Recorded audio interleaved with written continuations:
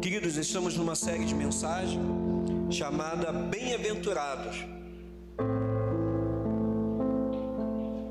Segredos para uma vida abundante. E hoje estamos na nossa quarta mensagem dessa série incrível, que se encontra em Mateus capítulo 5. Se você quiser, você pode abrir a sua Bíblia. Mateus capítulo 5.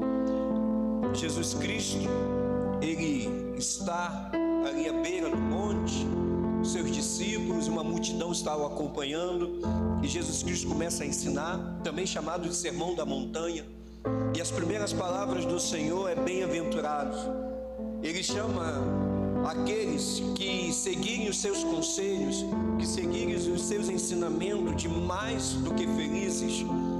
Uma palavra, como eu já disse aqui em outra mensagem, que significa Macários, que os gregos deram esse nome para os deuses da Grécia, pela felicidade com que seria uma felicidade dos deuses. E Jesus Cristo usa essa mesma palavra, dizendo: olha, vocês serão felizes, vocês serão abundantes, vocês são Macários, se vocês seguirem os meus conselhos, se vocês entenderem a minha palavra. E aí eu já falei sobre esse slide aqui, sobre essa frase. A felicidade é o resultado de um correto relacionamento com Deus, com nós mesmos e com o nosso próximo. E é isso que Jesus Cristo vem ensinar no Sermão da Montanha.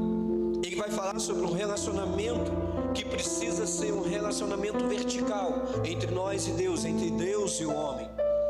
Mas também nesse mesmo sermão, e se você perceber, você vai ver que Jesus Cristo fala sobre um relacionamento conosco mesmo, que nós precisamos estar bem conosco, que nós precisamos estar com as nossas emoções, a nossa vida espiritual bem. Mas também ele diz nesse próprio Sermão da Montanha que nós precisamos, querido, ter um relacionamento com o nosso próximo. Não dá para viver uma vida simplesmente egoísta, uma vida rancorosa, sem ter um relacionamento com os nossos entes queridos, com os nossos amigos, com as pessoas que fazem parte de nossa convivência. Por isso, essa expressão que diz que a felicidade é o resultado de um correto relacionamento com Deus, com nós mesmos e com o próximo. É uma tríade e que a gente precisa viver essa tríade. Mateus capítulo 5, verso 6.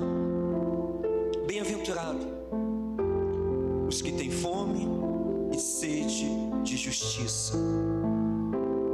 Coloquei aqui só essa primeira parte, o restante é: pois eles serão saciados, ou pois eles serão satisfeitos.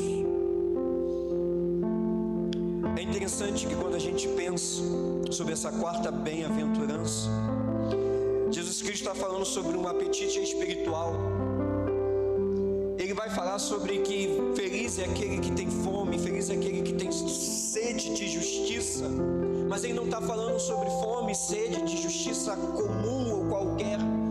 Ele está falando sobre a fome e a sede de justiça que nós precisamos entender, que vem de Deus para nós, que segundo a frase que nós lemos anteriormente, e também se relaciona com o nosso próximo. E nós vamos ver tudo isso aqui. Eu estava meditando ainda há pouco sobre essa mensagem, e quando veio ao meu coração no Salmo 42, que o salmista ele diz que a minha alma tem sede, a minha alma tem sede de ti. Ele começa dizendo que assim como a corça anseia por águas, a minha alma, ela suspira, a minha alma necessita do Senhor. E é interessante que Jesus Cristo ele diz que eles vão ser satisfeitos, ou que eles vão ser saciados. Sim,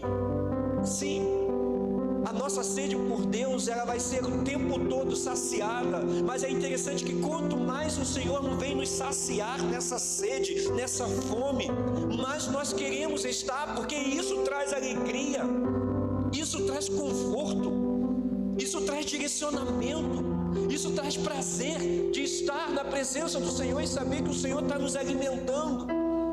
E é algo, querido, que a gente vai querer mais e mais constantemente. Pastor, então eu vou ter sempre sede e fome de justiça? Precisamos sim, sempre ter sede e fome de justiça. todos os dias, todo o tempo. E você pode ter certeza que todo o tempo o Senhor vai estar saciando isso em você. E isso vai estar crescendo mais ainda, porque você vai querer sentir essa presença, sentir essa saciedade que o Senhor nos proporciona. Aí aqui o autor, só para questão de conhecimento, ele traz duas palavras ali, chamada peinal, que significa fome, né?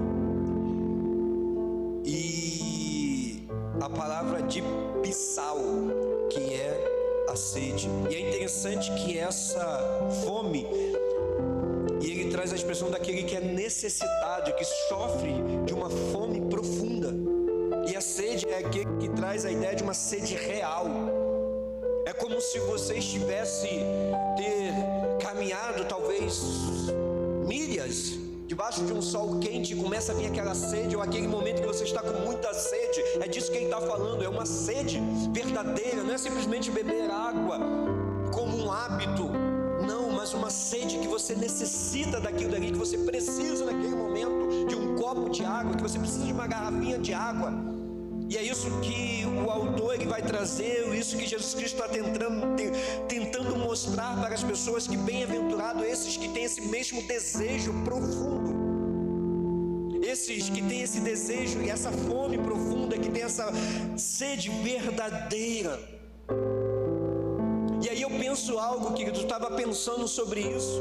Se você não tem fome, não tem sede de justiça, se você não tem fome, não tem sede desse Deus, se você não tem fome e não tem sede dessa palavra, se você não tem fome e não tem sede de estar na presença do Senhor, de falar com o Senhor, querido, é momento de nós nos questionarmos, é momento de olharmos para dentro de nós e perguntarmos: o que está acontecendo? O que está acontecendo que Jesus Cristo disse que é necessário que a gente tenha fome e sede, e eu não tenho essa fome, eu não tenho essa sede, eu não tenho esse anseio pela palavra, eu não tenho esse anseio por orar, por buscar ao Senhor, por estar na igreja, por estar em comunhão uns com os outros. É momento de olharmos para dentro de nós. Se você não tem, querido, essa sede, peça ao Senhor, querido. Peça ao Senhor para você ter essa sede e ter esta fome de justiça. Porque sede e fome de justiça é uma característica nossa, do povo de Deus. O povo de Deus, ele quer mais e mais e mais. E só o Senhor que vai saciando, e você vai querendo mais e mais. Quanto mais profundo, mais o Senhor vai acrescentando a sua vida.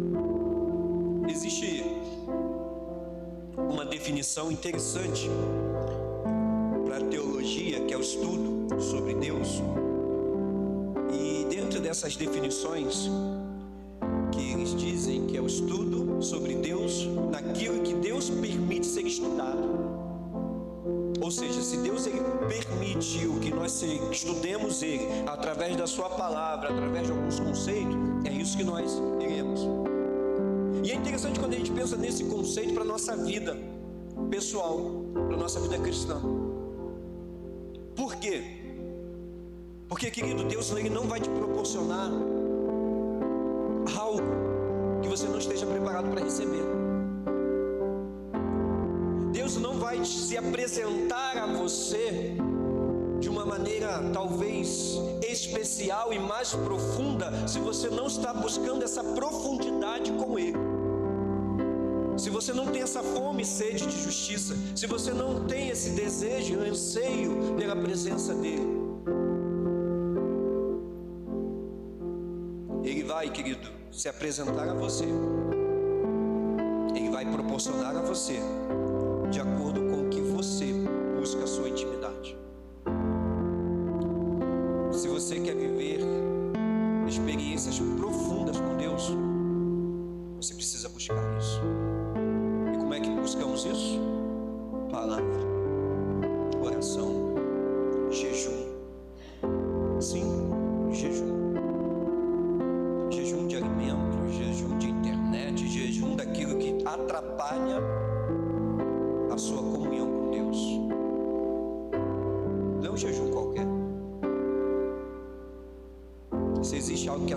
sua comunhão com Deus, querido, faça um jejum disso.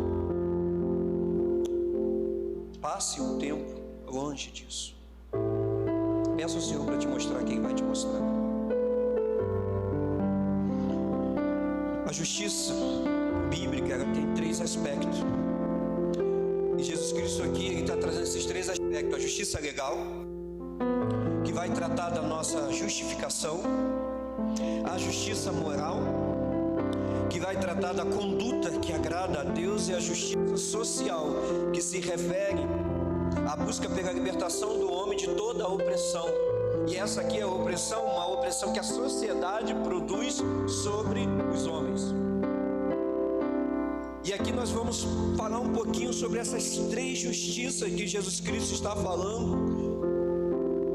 Essas 3 fome e sede de justiça que o Senhor Jesus estava mostrando para o povo. E que tipo de alimento devemos ter apetite por essa justiça. E a primeira dela é que devemos ter apetite pela justiça imputada, ou seja, pela justiça diante de Deus. O homem, nós somos pecadores. Romanos 3:23, você conhece bem esse texto. Todos pecaram e destituídos ou separados estão da glória de Deus. É interessante, querido, porque a Bíblia ela revela que todos nós iremos comparecer diante de um tribunal.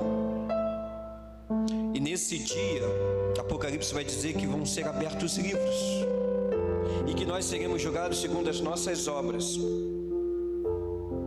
Sim.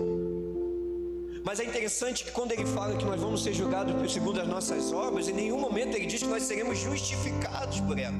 Não. Ao contrário do que alguns pensavam, que no Antigo Testamento acontecia uma justificação pela lei, pelas obras, por guardar os mandamentos. Isso na verdade nunca aconteceu. Essa justificação ela só vem em Cristo Jesus. Existem 3 tipos de imputação que aconteceu, que a Bíblia nos revela. A primeira é que foi imputado sobre nós, sobre eu e você, o pecado adâmico. Quando Adão pecou, nos deixou essa herança pecaminosa, aonde foi nos imputado esse pecado. E é interessante que quando nós olhamos para Cristo Jesus na cruz, aí nós é que imputamos sobre Cristo na cruz os nossos pecados. A cruz ela é uma representação da imputação dos pecados da humanidade sobre Cristo Jesus. E aí, na mesma cruz, foi imputado sobre nós, agora novamente, não mais pecado, mas a justiça de Deus, a justiça de Cristo. O que isso significa? Quando Jesus Cristo estava na cruz, antes dele suspirar, o seu último suspiro, ele disse uma frase, uma palavra, e que você deve ter ouvido muito essa palavra, chamada Tetelestai. E algumas Bíblias ainda usam essa palavra, outras usam está consumado. O que estava consumado? O Tetelestai, na verdade, era uma expressão que era usada para pagamento de dívida. A tradução mais correta dessa palavra é está quitado, foi pago. O que foi pago? Foi pago uma dívida. O que é a imputação de pecado sobre Cristo? A dívida que está sobre nós, a dívida que era nossa, que nós deveríamos pagar, que nós somos o culpado dessa dívida. Nós temos essa dívida sobre nós, que foi imputada através da herança de Adão, a herança pecaminosa. Nós transferimos essa dívida sobre Cristo, e o que Cristo fez por nós na cruz, Ele pagou. Ele paga, por isso está consumado, está pago, está quitado, não existe mais dívida. Eu paguei essa dívida. E é interessante quando você pensa dessa maneira, querido, entende isso, porque é exatamente isso. É exatamente o que Cristo fez na cruz, quando foi imputado sobre ele os pecados, que a Bíblia diz que ele se fez maldição, que a Bíblia diz que ele se fez pecado por nós. E nesse momento ele era o único, não existia outro, não existia animal, não existia nenhum outro. O que acontecia nos sacrifícios do Antigo Testamento é que apontava para um sacrifício maior, aonde um dia um cordeiro puro, imaculado, sem pecado, sem mancha, somente um assim poderia pagar tal dívida. Cristo Jesus. Cristo Jesus, querido, ele foi o nosso representante aí na cruz. Cristo Jesus, ele foi o nosso fiador. Você já ouviu essa palavra, né? Fiador, aquele que vai dar um nome lá, que você dá um nome, que se a pessoa não pagar, quem vai ter que pagar é você. Cristo Jesus, querido, era nossa, mas ele pagou. Nós devemos ter apetite pela justiça que foi nos imputada a partir da cruz em Cristo Jesus. Nós precisamos ter apetite por essa justiça. Nós precisamos a cada dia mais e mais honrar ao Senhor por aquilo que Ele fez por nós. A segunda justiça é que devemos ter apetite pela justiça implantada, ou seja, uma nova vida com Deus. Gálatas capítulo 2, versículo 20. Fui crucificado com Cristo. Assim, já não sou eu quem vive, mas Cristo vive em mim. A vida que agora vivo no corpo, vivo-a pela fé no Filho de Deus que me amou e se entregou por mim. Querido, esse texto é maravilhoso, porque o apóstolo Paulo, escrevendo ao Gálatas, ele diz: olha, eu fui crucificado com Cristo. A nova vida, a vida que eu tenho hoje, não é uma vida simplesmente minha, não, mas é Cristo que vive em mim. Nós precisamos entender, querido, que quando Jesus Cristo está falando que nós temos fome, sede de justiça, essa justiça que foi colocada sobre nós numa nova vida, uma nova vida de Cristo Jesus sobre nós, querido. Nós precisamos entender e vivenciar isso. E é interessante que ele diz que a vida que agora vivo não é no corpo, não, é pela fé, é pela justificação, é pelo que Cristo fez por mim. Então não sou mais eu, mas é Cristo que vive em mim. Não sou mais eu que vou mandar na minha vida, mas é o Senhor que vai mandar. Não sou mais eu que vai determinar os meus caminhos, mas é o Senhor que vai mostrar, é o Senhor que vai direcionar. Nós precisamos ter sede e fome desse caminhar com Cristo, é sede e fome que a vontade de Cristo se cumpra em nós, aonde nós precisamos abrir mão dos nossos eus, do nosso desejo, querido, e viver, querido, Cristo em nós. Ele está em nós, Ele está presente em cada um de nós. Mas será que as nossas atitudes diárias, será que o nosso modo de vida representa isso? Nós precisamos querer isso. Nós recebemos uma nova natureza, querido, e essa nova natureza, querido, ela precisa, querido, matar essa velha natureza. E isso é algo diário. Isso é um processo que você conhece, chamado santificação, aonde você vai se santificando cada vez mais e vai anulando os desejos carnais que estão sobre nós, vai anulando a natureza pecaminosa que está em nós, vai anulando os desejos da carne que está sobre nós. Agora, se você tem sede e fome de Deus, e qual é o que mais aspira para você? São as coisas do céu. Quando você não tem fome nem sede de Deus, quando você não tem fome nem sede da justiça do Senhor, querido, os seus olhos, os seus desejos, o que mais você vai querer é o que o mundo te oferece.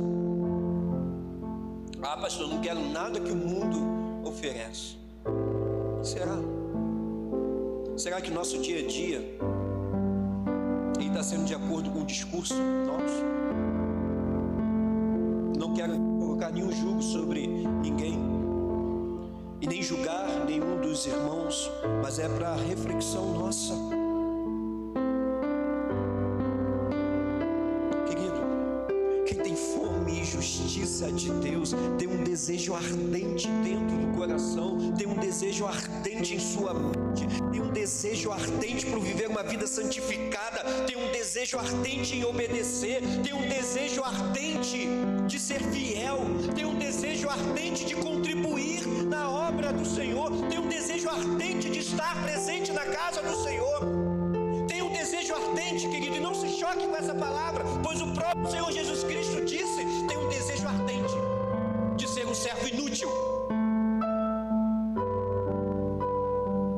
Querido, eu quero ser um servo inútil, porque quando Jesus Cristo disse, e as pessoas não entenderam o que Jesus Cristo estava dizendo, quando ele conta aquela parábola, e ele diz que é para sermos como servos inúteis, ele estava dizendo, olha, toda honra, toda glória é para ele, vocês não fizeram nada mais do que o seu Senhor mandou fazer. Se o seu Senhor está aguardando você como escravo, você como empregado, se o Senhor está mandando e está aguardando que você coloque a mesa para que ele possa se sentar e jantar, você não está fazendo nada que não seja aquilo que ele pediu ou mandou. Na verdade, a melhor expressão é que ele mandou você fazer. Querido, a minha inutilidade, querido, entenda bem, querido, a minha inutilidade precisa glorificar a Deus. Eu preciso fazer aquilo que o Senhor manda. Nós precisamos fazer aquilo que o Senhor manda. E quando eu faço aquilo que o Senhor manda, não é mérito para mim, não é mérito para nós, é mérito para Deus. É Ele que está mandando, toda a honra, toda a glória seja dada a Ele. Nós estamos fazendo porque Ele nos amou primeiro. Só que tem crente que pensa, porque tem cargo na igreja, ou que fez alguma coisa, ou que participa de um ministério, ele começa a olhar e achar que é alguma coisa com relação aos outros. Não. Quem tem fome e sede de justiça, querido, ele faz o que o seu Senhor manda. Nós somos servos, nós obedecemos. Pastor, eu não sou servo, não, sou filho. Amém. O filho faz o quê? Obedece a quem? Pai. Seja qual a expressão que você queira usar, querido. Ser servo, ser filho, os dois. Deve obediência. Os dois. Pastor, essas palavras são suas? Não, é Bíblia. Pastor, eu não concordo. Querido, fala com Deus, reclama com Ele. Eu não gostei dessa palavra, inútil, reclama com Cristo, foi Ele que falou. Eu não vou negociar isso.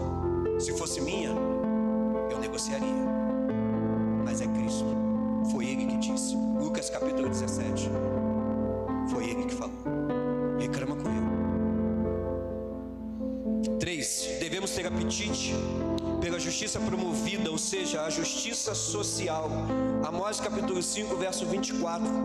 Quero que haja tanta justiça como as águas de uma enchente, e que a honestidade seja como um rio que não para de correr. Isaías 1,17. Aprendam a fazer o que é bom, tratem os outros com justiça, socorram os que são explorados, defendam os direitos dos órfãos e protejam as viúvas.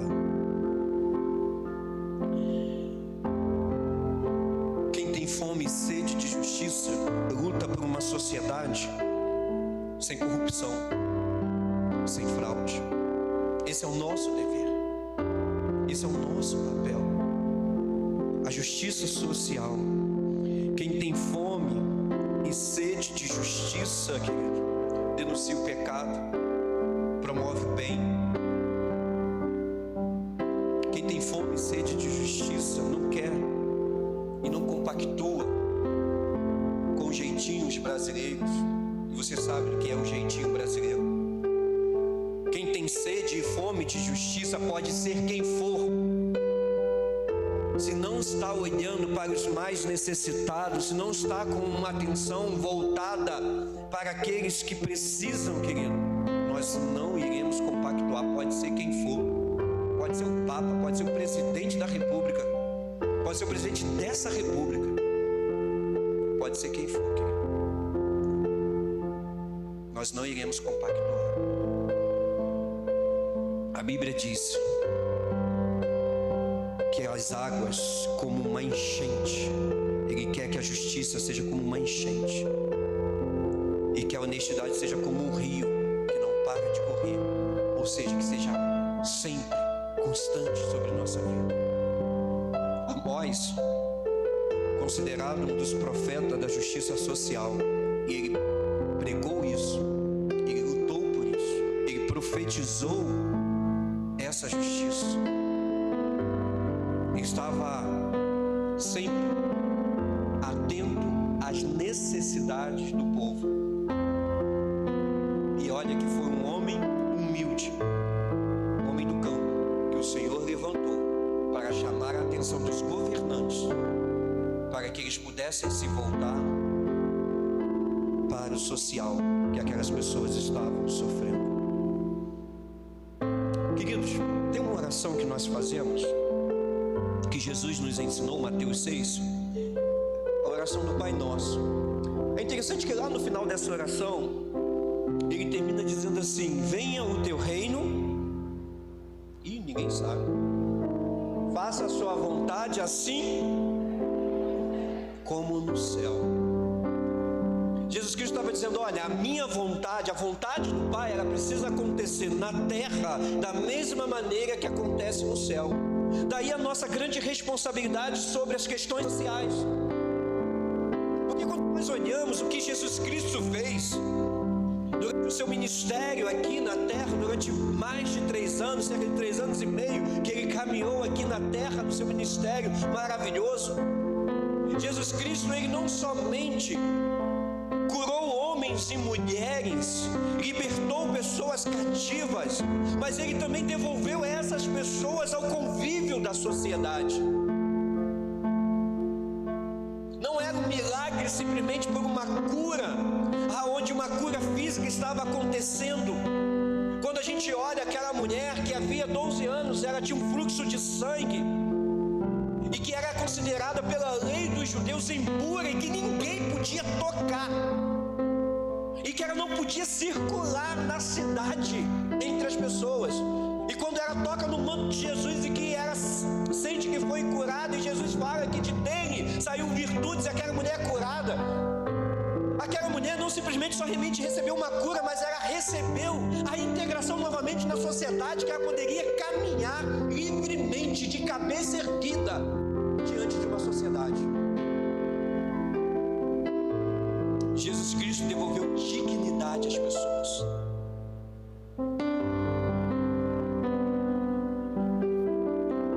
Nós vimos aqui ontem, no culto infantil, a história de Naamã. Naamã, a lepra, era considerado aquelas pessoas que tinham um pecado gravíssimo. A lepra era vergonha. A lepra tinha que ser colocada separado. Naamã vivia escondido, com as suas roupas, tentando esconder a sua lepra.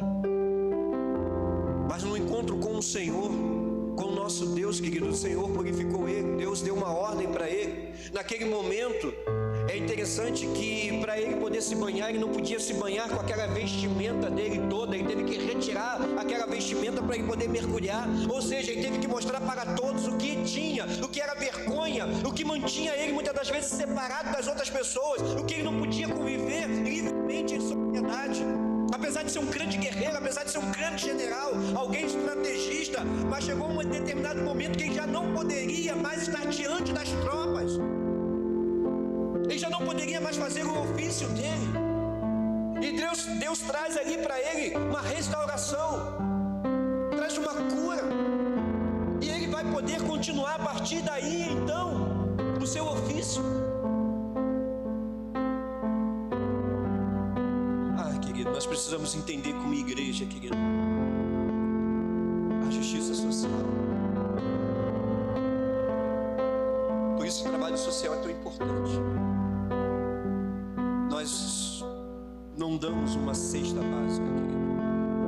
Nós estamos promovendo justiça social. Nós não compramos um remédio. Nós estamos promovendo justiça social.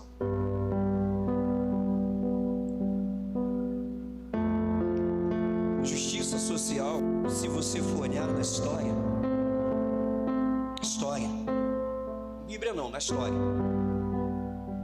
tem um homem que entrou para a história, os mais jovens aí, quem gosta de história da humanidade aí, vai lembrar desse nome chamado Wilberforce.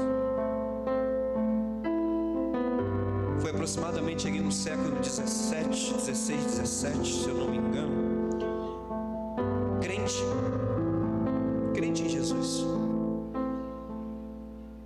John Wesley, famoso avivalista, metodista, mandou cartas para ele. Sabe o que esse crente em Jesus ele teve como missão aqui na terra? Lutar contra a escravidão da Inglaterra. Se tornou político, crente em Jesus. Ele sabia que para poder acabar com a escravidão na Inglaterra, para que acabasse com todo o tráfico de pessoas, de crianças, de mulheres, ele precisaria ter um poder lá dentro da política. Ele se torna político, honrando o Senhor. E ele vai e faz uma emenda de lei e tenta fazer com que fosse aprovado o fim da escravidão. Sabe quantas vezes ele tentou isso? O registro histórico diz que se perdeu-se as contas de quantas vezes foi tentado ser votado isso. Mas o registro diz que foram durante 18 anos, desde o primeiro pedido. E ele vivia repetindo o mesmo pedido, o mesmo pedido. Era sempre derrotado, sempre derrotado. 4 meses antes de morrer, o seu pedido foi aprovado e foi dado fim à escravidão na Inglaterra de uma vez por todas. Comprar escravos na África, revender para outros países, foi jogado por terra isso. 4 meses antes de morrer, durante 18 anos. Justiça social. Justiça social que um pastor batista norte-americano, na década de 60, em Washington, ele começa um grande discurso para milhares e milhares de pessoas, dizendo: eu tenho um sonho. Você conhece bem essa expressão? Não sou muito de inglês não. I have a dream, mais ou menos isso. Eu tenho um sonho. E qual era o sonho? Que os seus filhos fossem julgados pelo caráter e não pela cor de sua pele. Pastor Batista Martin Luther King. Justiça social. Se levantaram para lutar em prol de uma sociedade. Ele poderia, naquele discurso, pregar o Evangelho, João 3,16, mas ele tinha uma missão. Ele tinha que mostrar com ações e atitudes a quem ele servia, o que Deus havia pedido para ele fazer. Ele não podia se calar ou fechar os seus olhos diante do que estava acontecendo no seu país. Nós não podemos, querido, fechar os nossos olhos e nos calar diante do que nós estamos vivendo neste local. Nós cantamos que nós somos, que Deus nos faça, melhor dizendo, um abrigo no deserto. Quantas pessoas estão passando por desertos nesse lugar? E a gente está dizendo, nós somos abrigos nos desertos. A gente precisa viver esse abrigo. A gente precisa ter fome e sede dessa justiça. Nós precisamos ter fome e sede dessa justiça de Deus sobre nós. Nós precisamos ter fome e justiça da que foi imputada sobre Cristo, ou seja, ser grato por aquilo que Cristo Jesus fez por nós. E entendendo que nada daquilo que eu possa fazer, de maior que seja nesse lugar, nunca será suficiente para poder agradecer aquilo que Cristo Jesus fez por nós. Eu preciso ter essa consciência. Eu preciso ter fome e justiça social. Fome e justiça social é olhar para o próximo, é compaixão, é empatia, é estar atento com o que as crianças desse bairro necessitam, é estar atento com o que o vizinho dessa igreja precisa, é estar atento com o que os irmãos dessa igreja necessitam. E querido, se nós fizermos isso, nós seremos mais do que felizes. Jesus Cristo, Ele promete satisfação, Ele promete alegria, querido. Mas nós precisamos ter fome, nós precisamos estar famintos, nós precisamos querer. Eu quero. Se coloque de pé. Vamos estar orando, querido. Que você nessa manhã possa repetir tais palavras. Eu quero a fome, eu quero a justiça, eu quero ter fome e sede de justiça, eu quero ter fome e sede de Deus, eu quero. Vamos orar mais uma vez. Logo após o ministério de adoração vai estar nos conduzindo em louvor ao Senhor. Deus, Pai, em nome de Jesus, a Tua palavra, Deus, que é viva, a Tua palavra, Deus, que diz que ela é mais penetrante, mais cortante que a faca de 2 gumes, ó Pai, e que ela é capaz, ó Pai, de dividir, ó Deus, os nossos pensamentos, ó Pai. Essa palavra, Deus, nessa manhã veio profundo em nossos corações, Pai. Pedimos, Pai, que essa palavra possa produzir em nós, ó Pai, um sentimento de fome e sede do Senhor, um sentimento de fome e sede das coisas que o Senhor se agrada, um sentimento de fome e sede, ó Pai, dos Teus princípios, um sentimento, Deus, de fome e sede, ó Deus, da Tua presença, de estar em comunhão, de estar Te servindo, ó Deus, nesta casa e em outros lugares que o Senhor nos levar. Ó Deus, Pai, em nome de Jesus, a Tua palavra diz que nós somos bem-aventurados, ó Pai, por ter fome e sede, porque nós seremos saciados. Então, Deus, em nome de Jesus, nos sacia nesta manhã, Deus. E ao nos saciarmos, Deus, nós queremos mais profundidade com o Senhor. Nós queremos mais, ó Pai, do Teu alimento. Nós queremos mais dos Teus rios de água viva sobre nossa vida, Deus.